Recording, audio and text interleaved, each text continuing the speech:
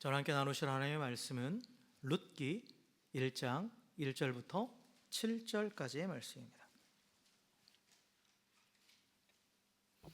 구약성경 룻기 1장 1절부터 7절까지의 말씀, 우리 한 절씩 교독합니다. 사사들이 치리하던 때에 그 땅에 흉년이 드니라. 유다 베들레헴의 한 사람이 그의 아내와 두 아들을 데리고 모압 지방에 가서 거류하였는데,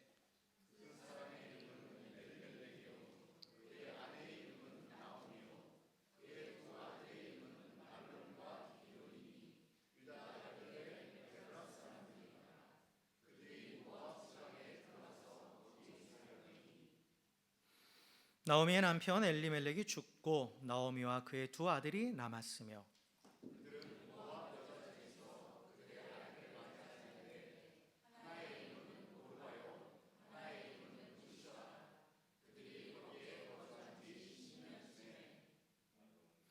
말론과 기럧 두 사람이 다 죽고 그 여인은 두 아들과 남편의 뒤에 남았더라.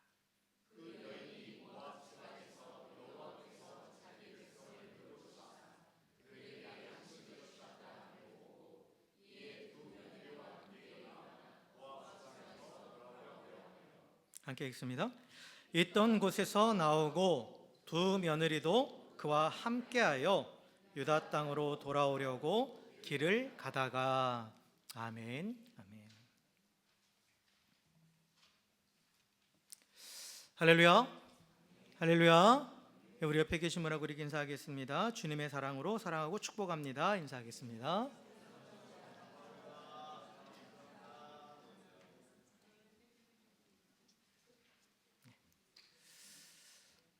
네, 우리가 읽은 이 룻기를 보면 성경이 총 몇 권이죠? 한 권이죠. 한 권 안에 66권의 또 책이 들어있죠. 그 중에 여러 제목들이 있는데 여자의 이름으로 제목한 책이 딱 두 권이 있습니다. 그게 바로 이 룻기하고 하나는 뭐죠? 에스더죠. 에스더입니다. 성경은 하나님의 구속사를 기록해 놓은 책이죠. 그래서 이 성경의 이 구속사 가운데에 여인의 이름으로 책이 기록됐다는 건 그 여인들이 이 구속사에서 아주 중요한 역할을 하고 있다는 거죠. 그래서 사실 이 룻기 자체도 이 복음을 너무 잘 표현하고 있는 책이에요. 그리고 특별히 이 룻기 1장은 복음 없이, 즉 하나님을 떠난 인간의 비참한 상황을 잘 보여주고 있는 그러한 내용입니다. 그래서 이 룻기의 시대적인 배경을 보면 이 룻기는 사사시대에 있었던 이야기입니다. 사사시대. 그러니까 사사란 이스라엘에 하나님께서 이스라엘 백성들을 가나안 땅으로 이렇게 들여보내주셨잖아요. 그런데 따로 왕은 세우지 않으시고 하나님께서 직접 다스리시는 거예요, 이스라엘을. 그런데 또한 그 하나님의 통치를 대리할 사람을 세우셨어요. 그래서 그게 이제 사사입니다. 그러니까 우리식으로 지금식으로 말하면 이제 재판관이죠. 그러니까 법을 적용하고 실행할 수 있도록 하는 사람이기 때문에, 그래서 사사는 영어로 보면 judge, 재판관이죠. 근데 그 사사는 세습이 되는 게 아니라 하나님께서 그때 그 택하셔서 이스라엘 백성의 지도자로 세워 주신 겁니다. 그래서 하나님께서 이 사사를 통해서 이스라엘 다스리셨는데, 문제는 뭐냐면 이 사사 시대 이스라엘 백성은 계속해서 타락해요. 그래서 사사기 전체를 읽어보면 이스라엘 백성이 하나님을 떠나서 우상을 섬기면서 타락하고, 그로 인해서 고통당해요, 주변 민족으로부터. 그래서 그 가운데 고통 가운데 하나님께 부르짖으면 또 하나님께서 사사를 세우셔서 그들을 구원하시고, 그런데 또 타락하고 또 하나님께서 구원하시고, 이러한 사이클이 계속 반복이 됩니다. 그런데 이 사이클이 반복될수록 어떤 일이 벌어지냐, 이스라엘 백성의 타락이 점점 더 심해지는 거예요. 그리고 결국은 하나님 백성으로서의 정체성을 완전히 잃어버리는 그러한 데까지 가게 되는 겁니다. 그래서 사사기의 마지막에 보면 그 마지막에 나와 있는 사건은 정말 어떻게 이럴 수 있을까 하는 그런 사건이 기록되어 있어요. 어떻게 하나님의 백성이 이런 일이 벌어지지? 할 수 있는. 그래서 이스라엘이 더 이상 하나님 백성이 아닌 하나님이 다스리신 나라인 이스라엘이라는 말의 뜻이 하나님이 다스리신다거든요. 그럼 더 이상 이스라엘이 아닌 게 돼버려요. 그래서 사사기 마지막에 보면 마지막 절 보면 이렇게 기록되어 있습니다. 그때에 이스라엘에 왕이 없으므로 사람이 각기 자기 소견에 옳은 대로 행하였더라 라고 기록되어 있죠. 이게 왕이 없다라는 말은 정치적으로 세우는 왕이 없다라는 말이 되지만 실제적으로는 뭐냐면 하나님이 왕이잖아요, 이스라엘에. 근데 이스라엘 백성이 더 이상 하나님을 왕으로 삼지 않았다라는 거죠. 그러니까 하나님이 더 이상 왕이 아니에요. 누가 왕이에요? 자기가 왕입니다. 자기가. 그래서 자기 소견에 자기 생각에 따라서 행동했다라는 것은 왕이 있으면 왕이 지시하는 대로 또 왕의 통치를 따라가야 되잖아요. 근데 그게 아니라 내가 왕이니까 내 소견에 옳은 대로 행했다라는 거죠. 그래서 이스라엘의 상태는 지금 뭐냐? 영적으로 완전히 파산한 거예요. 그러한 상태를 나타냅니다. 그래서 이 룻기의 시대적인 배경을 보면은 이 시기가 이제 다윗 왕조로부터 한 약 우리가 추측하는 약 100여 년 조금 안 되기 전이니까 거의 이 사사 시대에서 정말 극도로 이스라엘이 타락했을 때입니다. 자, 그런데 이때 지금 이 이제 본문의 배경을 보면 이때 이 사사들이 치리하던 때에 무슨 일이 벌어졌냐? 그 땅에 흉년이 들었다. 흉년이 들었으니까 기근이 온 겁니다. 먹을 게 없는 상태가 온 거예요. 그런데 여기 지명이 하나 나오잖아요. 베들레헴, 유대 땅 베들레헴이라는 지역. 여기도 지금 먹을 게 떨어진 거예요. 근데 여러분 베들레헴이라는 말의 뜻이 뭔지 아세요? 베들레헴, 빵집입니다. 오늘날로 말하면 베이커리예요. 그러니까 베이트가 히브리어로 베이트가 집이란 뜻이고요. 레헴이 떡, 빵이라는 뜻이에요. 그래서 이 지역이 떡집, 빵집이라는 이름이 붙었다라는 것은 뭐를 의미할까요? 이 지역이 어떤 지역이에요? 곡창지대라는 거죠. 아주 풍요로운 지역이라는 거예요. 그런데 이 베들레헴에도 기근이 왔다라는 거예요. 그러니까 이건 또 뭐를 보여주냐면 하나님을 떠난 이스라엘 백성의 영적인 기근이 실제적인 삶으로 나타나는 거예요. 육적인 기근으로 이어졌다라는 것이고, 그리고 이스라엘 백성의 상태를 적나라하게 보여주는 거죠. 그래서 이제 이렇게 기근이 드니까 이 베들레헴에 살던 엘리멜렉이라는 사람의 가정이 오늘 등장하죠. 이 가정이 어떻게 하느냐? 자신들의 살던 땅을 떠나서 모압으로 이주를 합니다. 쉽게 말하면 이민 간 거예요. 우리식으로 얘기하면 이민 간 겁니다. 근데 이제 당시 이 모압 지역은 물이 풍부하고 또 강수량도 많은 지역이어가지고 아주 풍요로운 땅이었어요. 그래서 이 베들레헴을 비롯한 유대 땅에는 먹을 게 떨어졌는데 그 땅은 먹을 게 있는 거예요. 그걸 본 엘리멜렉은 이 당장의 이 배고픔을, 이 기근을 피하기 위해서 하나님이 주신 기업, 이 베들레헴 땅을 버리고 눈에 보이는 이 풍요의 땅 모압으로 이주한 겁니다. 이러한 엘리멜렉의 선택과 행동은 뭐를 보여주냐면 당시 아까 우리가 얘기했던 사사기의 마지막 절에 나와 있던 자기 생각에 좋은 대로 행하던 이스라엘 전체의 모습을 대표하는 거죠. 그냥 눈에 보이는 대로 자기 생각을 따라서 판단하고 행동하는 거예요. 그리고 또 이러한 모습은 우리 이 엘리멜렉이 먹을 것 때문에 하나님 주신 땅을 떠나서 눈앞에 보이는 이방 땅으로 간 것은 창세기 12장에 나오는 아브라함의 모습과도 오버랩이 됩니다. 창세기 12장에 보면 아브라함이 하나님의 부르심을 받아서 인도하심을 따라 가나안 땅으로 들어갔어요. 그런데 그 가나안 땅에서 뭐를 겪게 되냐면 똑같아요. 기근이 찾아온 거예요. 흉년이 온 거예요. 그러니까 아브라함이 어떤 선택을 하냐면 애굽으로 내려갔습니다. 그러니까 당시 애굽도 풍요로운 곡창지대였죠. 지금 그 나일강 그 삼각주가 델타 지역이 엄청난 곡창지대잖아요. 그래서 이 애굽으로 이주했어요. 그러니까 먹을 걸 다 찾아서. 그러니까 당장 배고픔을 해결했습니다. 근데 문제가 발생하죠. 뭐냐면 그 아내를 빼앗기게 돼요. 자기가 살기 위해서 아내를 자기 동생이라고 속였다가 애굽의 바로가 그 아내를 데려가 버리죠. 물론 하나님께서 개입하셔서 이제 그 문제를 해결해 주시긴 합니다. 그런데 이 애굽으로의 이주가 이 갖고 오는 나중에 이 아브라함 가정에 많은 문제가 발생하는데 그 근본적인 원인이 여기서부터 시작된 거예요. 아브라함은 아내를 팔아먹은 남편이죠. 그리고 또 그 문제를 해결하고 다시 가나안으로 돌아올 때 애굽에서 종을 하나 데려오는데 그게 바로 하갈이라는 여인이에요. 그 하갈 때문에도 또 문제가 생겨요. 간에서. 어쨌든 간에 아브라함이 당장 기근을 피하기 위해서 애굽을 선택하고 이주했던 것은 결국은 오히려 최악의 선택이었던 거죠. 이런 아브라함과 마찬가지로 엘리멜렉의 선택 역시, 엘리멜렉의 모압 이주 역시 비참한 결과를 맞이하게 됩니다. 그래서 오늘 본문에 보면 뭐라고 되어 있냐면 엘리멜렉이 죽잖아요. 그러니까 본래 엘리멜렉의 계획은 뭐였냐면 그 모압에서 기근을 피하고 그리고 상황이 좋아지면 돌아오는 거예요. 돌아오는 거였는데, 그런데 어떤 일이 벌어지냐면 엘리멜렉이 거기서 죽어요. 그쪽으로 이주한 지 얼마 안 돼서 죽은 거예요. 얼마 안 돼서 죽습니다. 그래서 돌아오지 못해요. 그러니까 이제 그 아내와 두 아들만 그 땅에 남게 되는 거죠. 근데 우리가 유추해 보건대 그 아들들이 아직은 장성하지 않은 거예요. 이때는. 그러니까 당장 뭐 먹을 문제도 해결 안 되니까 그냥 그 자리에 그냥 눌러 앉은 거예요. 돌아올 생각은 못 하고.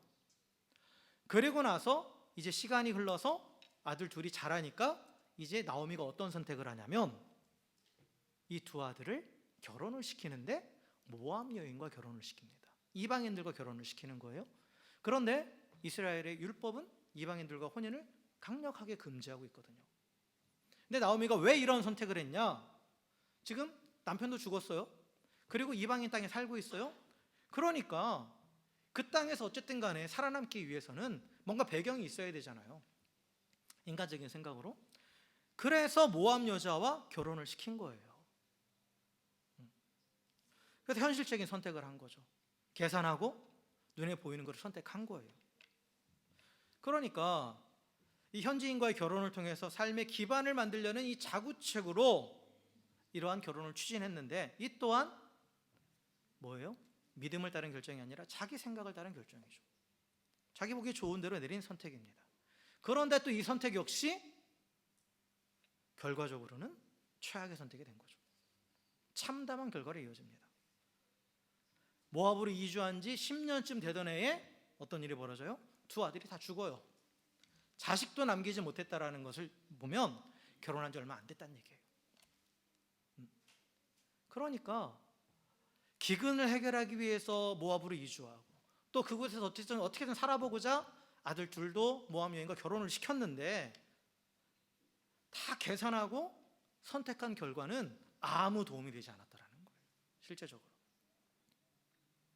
오히려 살기 위해서 건너온 땅에서, 그리고 그 내린 모든 선택들로 인해서 사실 그 땅에서 결국은 생명까지 잃게 됐다라는 거죠. 이 모든 결과가 뭐로부터 비롯됐느냐? 베들레헴을 떠났기 때문에 그렇다라는 거예요. 베들레헴을 떠나서 모압으로 이주했기 때문에 이러한 상황이 벌어졌다라는 겁니다.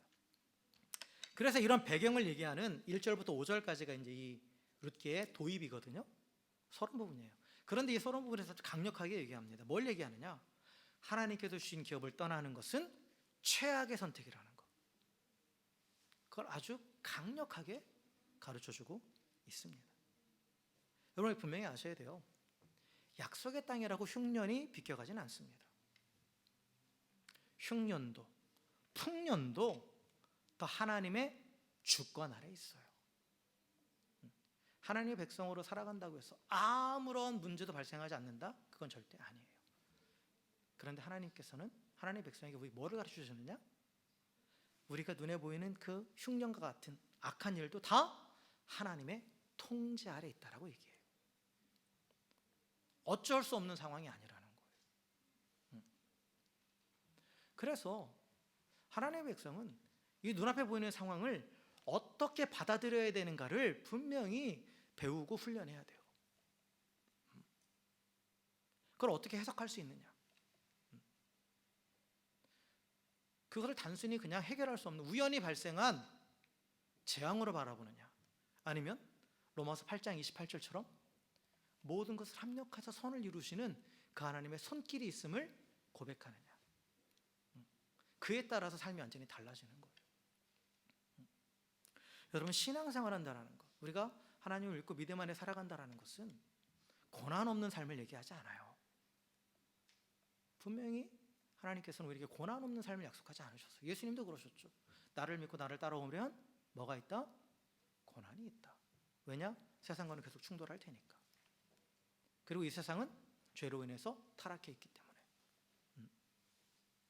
그래서 신앙생활 한다는 것은 고난 없는 삶을 향해서 나가는 게 아니라 이 고난을 어떻게 다루느냐를 배우면서, 또한 그 안에서도 하나님의 뜻을 발견하면서 성장하는 과정이 바로 신앙생활 하는 겁니다. 그리고 우리가 분명히 알아야 될 게 있어요. 가장 큰 흉년, 즉 가장 큰 결핍이 뭐냐라고 했을 때 그것은 당장 내 앞에 먹을 게 없는 것이 아니라 하나님이 없는 상태예요. 하나님이 없는 상태입니다.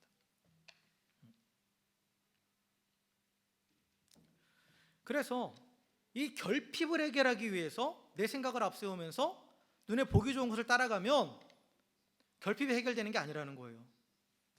더 큰 결핍에 처하게 되는 거예요. 더 큰 위험과 더 큰 혼돈을 맞이하게 된다는 거죠. 그래서 여러분, 흉년과 같은 결핍을 해결하기 위해서는 어떻게 해야 되느냐? 충만하게 하는, 모든 걸 채워주시는 그 근원과 연결되어야 된다는 거죠. 모든 것을 충만하게 하시는 분이 바로 하나님입니다. 하나님의 창조의 원리는 뭐예요?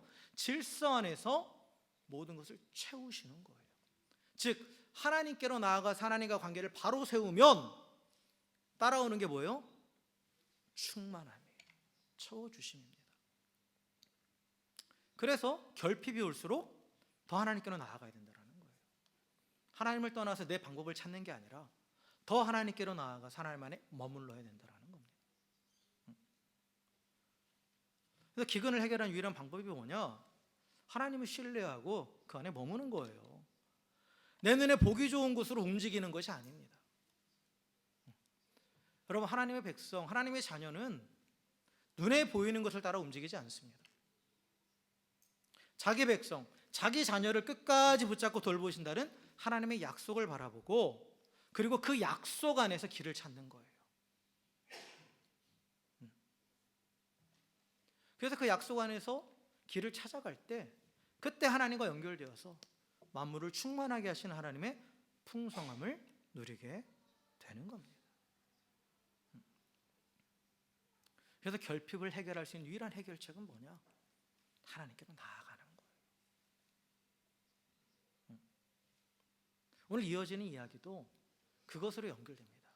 결국 엘리멜렉과 그리고 남아있는 이 나오미 가족의 실패가 이제 이 룻기 뒤에 보면 결국은 다시 회복과 은혜로 끝나거든요. 회복시키시는 은혜로. 이제 그 시작이 이제 6절부터 되는 거예요. 그래서 남편과 아들을 모두 잃고 나오미는 이제 절망 가운데 있는 거죠. 나오미라는 말이 기쁨, 즐거움이라는 뜻이거든요, 원래. 그런데 나오미가 나중에 보면 자기가 얼마나 절망인지, 나를 더 이상 나오미라고 부르지 마라. 내 이름은 나오미가 아니다. 나의 이름은 마라다. 마라다라는 건 쓰다, 슬픔을 의미해, 극도의 슬픔을 표현하는 말이에요. 그러니까 모든 걸 다 잃었잖아요. 얼마나 큰 절망 가운데 있었겠어요. 그런데 이 나오미에게 어떤 소식이 하나 들려옵니다. 뭐냐? 하나님께서 자기 백성을 돌보셨다라는 소식을 들었어요. 돌보셨다. 여기서 이 돌보다라는 히브리어 단어가 되게 중요합니다. 이 돌보다라는 히브리어 단어가 뭐로? 파카드거든요. 파카드. 근데 파카드가 가지고 있는 말은 이제 두 가지 의미가 있어요. 이게 부정적인 의미로 쓰일 때는 벌주다라는 뜻이에요. 벌주다. 그런데 이게 긍정적인 의미로 쓰일 때는 뭐냐? 방문하다, 돌보다라는 의미를 가지고 있습니다.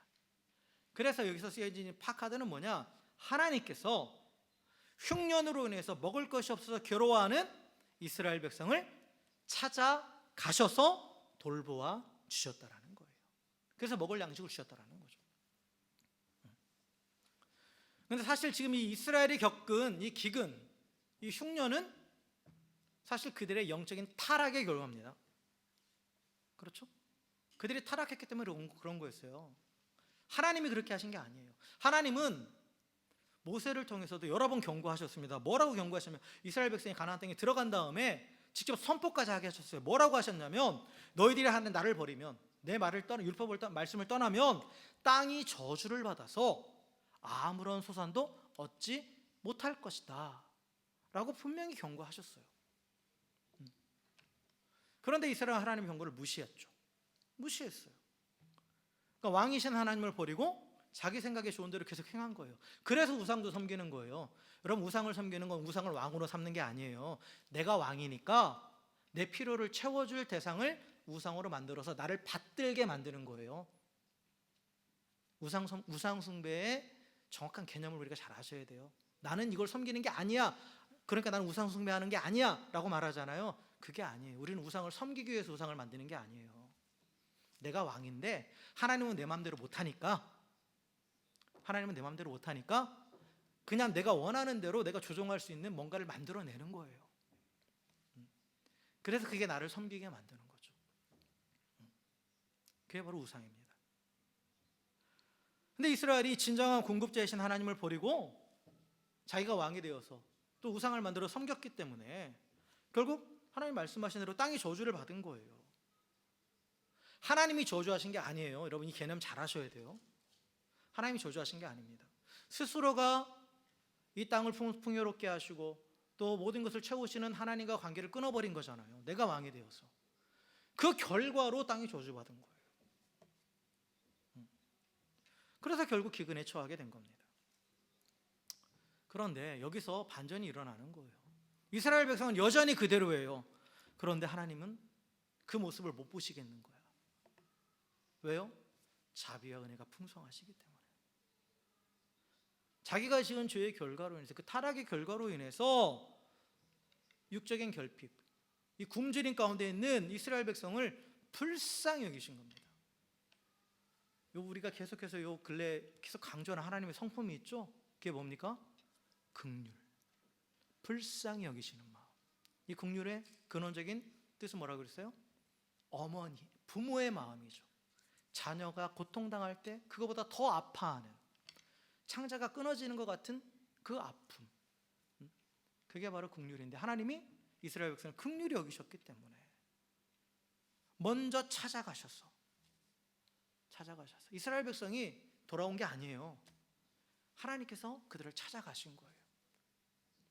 그래서 은혜를 베푸시고 육적인 필요도 채워주셨던 겁니다. 이게 바로 파카드예요. 그리고 이 파카드의 절정이 바로 예수님의 성육신입니다. 죄 가운데 고통당하고 괴로워하고 죽어가고 있는 우리 인간들을 위해서 하나님이 친히 인간이 되셔서 찾아오셨죠. 그래서 예수님의 성육신, 인카네이션은 바로 파카드입니다. 하나님의 찾아오심, 돌보심이에요.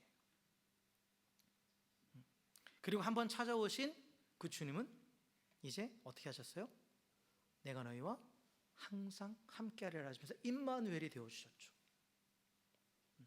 그래서 파카드 한번 찾아오시고 끝난 게 아니라 임마누엘이 되어주셨죠. 이처럼 하나님은 당신의 백성을 찾아가셔서 돌봐주시는 분입니다. 비록 우리가 하나님을 버리고 내 생각대로 내 힘을 의지하며 살다가 실패한다 하더라도 하나님의 방문과 돌보심은 결코 멈추지 않습니다. 왜냐하면 하나님은 긍휼이 풍성하시고 인자가 영원하시기 때문입니다. 그 하나님의 성품 때문에, 우리의 어떠함이 아니라, 이스라엘 백성이 뭔가 하나님의 은혜를 받을 만한 일을 해서가 아니라, 우리가 그런 은혜를 받을 만한 일을 해서가 아니라 하나님이 긍휼이 풍성하시고 또한 인자가 영원하시기 때문에 찾아오셔서 살리시고 회복시켜 주시는 것이죠. 이러한 하나님의 파카드, 자기 백성을 돌보셨다는 소식을 들은 이 나오미가 결단을 내려요. 여기서 중요한 선택을 하나 한 겁니다. 뭐냐? 두 며느리와 함께 일어나서 모압을 떠났습니다. 그러니까 모압에서 모든 것을 잃어버리고 아무것도 할 수 없던 나오미가 이제 이 선택의 순간에 뭘 하느냐? 하나님의 은혜의 부스러기라도 얻을 생각으로 그 자리에서 일어나서 유다 땅으로 돌아오기 위해서 길을 나선 거예요. 사실 이 나오미가 유다 땅으로 돌아가려 한 것은 어떻게 보면 이 상황이 밀려서 내린 선택이기도 하지만, 그런데 이것은 바른 선택이었다라는 거죠. 이스라엘 백성은 본래 자기에게 주어진 이 가나안의 기업 안에서 살아가야 되는 하나님의 백성입니다. 그러니까 하나님의 백성은 하나님이 부르시고 허락하신 그 자리에 있을 때 하나님의 은혜를 지속적으로 풍성히 누리는 거예요. 하나님의 백성, 하나님의 자녀는 하나님 안에서 모든 것을 누리는 겁니다.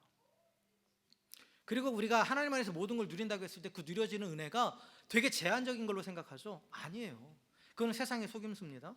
세상은, 사단은 처음부터 어떻게 속였느냐? 네가 하나님으로부터 벗어나면 더 많은 것을 누릴 수 있다고 속였어요. 더 자유로워질 거고 더 네 마음대로 할 수 있다라고. 그런데 그 결과는 뭐였냐? 오히려 사단의 노예가 되었어. 죄와 사망의 권세 아래서 신음하는 존재로 전락해버렸죠. 우리가 하나님 안에서 뭔가를 누린다고 했을 때 이 개념부터 깨셔야 돼요. 그것이 뭔가 제한적일 거라고 생각하지 마세요. 하나님은 무한하신 분이에요. 그 무한하신 분 안에 있을 때면 무한정 누리게 되는 거예요.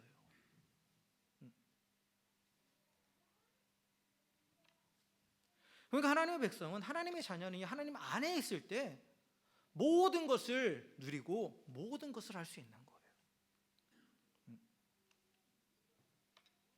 그래서 이 은혜를 누리기 위해서는 다시 하나님께로 돌아가야 된다는 거죠. 사실 이 사사기 1장 1절부터 5절까지 나오는 이 서론 부분은 되게 암울하게 시작하잖아요. 그런데 이 뒷부분은 이제 소망으로, 은혜로 계속해서 이야기가 쓰여집니다. 그런데 그 출발점이 바로 이 나오미의 선택이었어요. 그래서 이 본래의 자리로 돌아가고자 했던 이 선택, 모압에서 일어나서 유다 땅으로 돌아가려고 했던, 베들레헴으로 돌아가려고 했던 이 선택이 첫 걸음부터 하나님의 은혜가 시작된 겁니다. 이런 나오미의 모습을 보면서 우리는 예수님의 한 비유를 떠올릴 수 있어요. 그게 바로 탕자의 비유죠. 탕자의 비유. 둘째 아들, 이 탕자는 어떤 사람입니까? 자기 행복을 찾아서 아버지도 버리죠. 아버지 죽은 사람 취급하고 유산 달라고. 그리고 아버지 집을 떠났어요. 멀리 멀리 갔습니다. 실제로 이 떠났다라는 게 아주 엄청난 거리를 의미해요. 그런데 이 아버지 집을 떠난 이 탕자가 맞이한 현실은 행복이 아니었죠. 가지고 있던 건 금방 다 탕진하고 어떻게 합니까? 아주 비참한 수준으로 전락을 해요. 계속해서 밑바닥으로 계속 내려가요.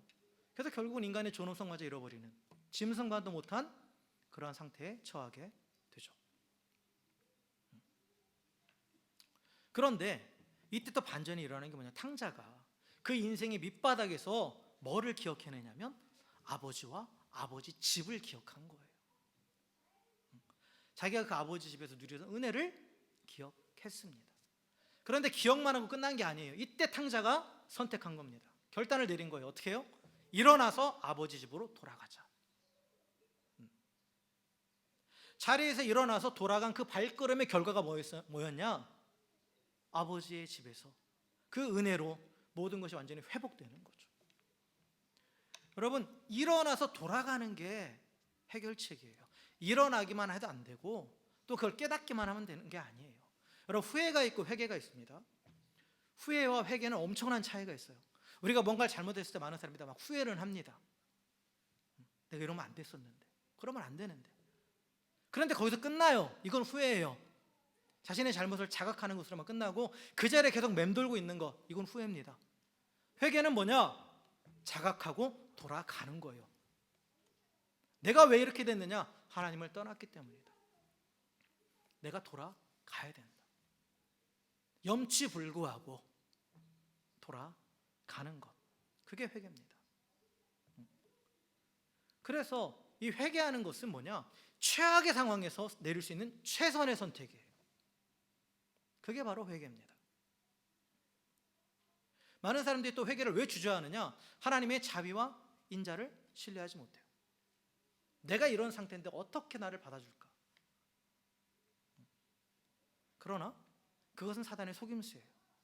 그리고 또한 하나님의 성품에 대해서 내가 토를 달고 그것에 대해서 나에게는 그 성품이 적용되지 않는다라고 말하는 것 자체가 교만입니다.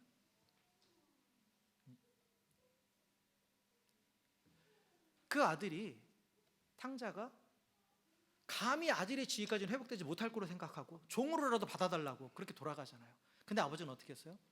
그 냄새나는 아들을 멀리서부터 알아보고 와서 안아주고 요구하지도 않았는데 옷을 갈아입혀주고 아들의 지위를 완전히 다 회복시켜주죠.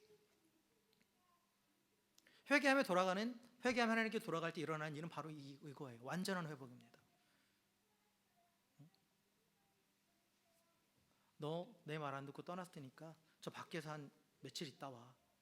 벌 세워놓고 그리고 이전에 있던 거 또 그거 반만 가져가. 이러는 게 아니라는 거. 완전하고 즉각적인 회복입니다. 하나님을 버리고 스스로 지혜롭다 여기며 내리는 어리석은 선택은 결국 삶을 더 결핍으로 몰아넣어서 더욱 괴롭게 만드는 거예요. 그러나 자기 백성을 향한, 또 자녀들을 향한 하나님의 자비와 은혜는 영원합니다. 그리고 우리의 어리석은 판단과 선택이, 나의 어떠함이 하나님의 성품을 절대 바꿀 수 없어요. 하나님의 자비와 은혜를 거스를 수 없습니다. 하나님은 어리석은 우리를 불쌍히 여기시는 거예요. 그리고 실패하지 않는 사랑, unfailing love, 그게 바로 인자거든요. 그 사랑으로 우리를 품어 주십니다. 그렇기 때문에 잘못된 선택을 했더라도 하나님께로 돌아가기만 하면 소망이 있다라는 거예요. 그리고 이 소망은 확실한 소망이에요. 여러분, 하나님의 백성의 삶은 하나님 손에 달려 있습니다. 내가 내 삶을 책임지는 게 아니에요. 하나님의 돌보심이 우리를 배부르게 하고 우리를 살게 하는 것입니다. 그런데 하나님의 손길을 거부하고 딱 떠났다가 다 잃었다고 여겨지는 순간이 올 수도 있습니다. 그럴 때 우리가 할 선택은 뭐냐? 그 순간이 바로 하나님께로 돌아갈 바로 그때예요. 그러니까 이 절망의 순간에 그 자리에 머물러 있는 게 아니라 일어나 돌아가는 그러한 선택을 해야 됩니다. 그럴 때 예비되어 있는 은혜를 누리게 되는 거예요.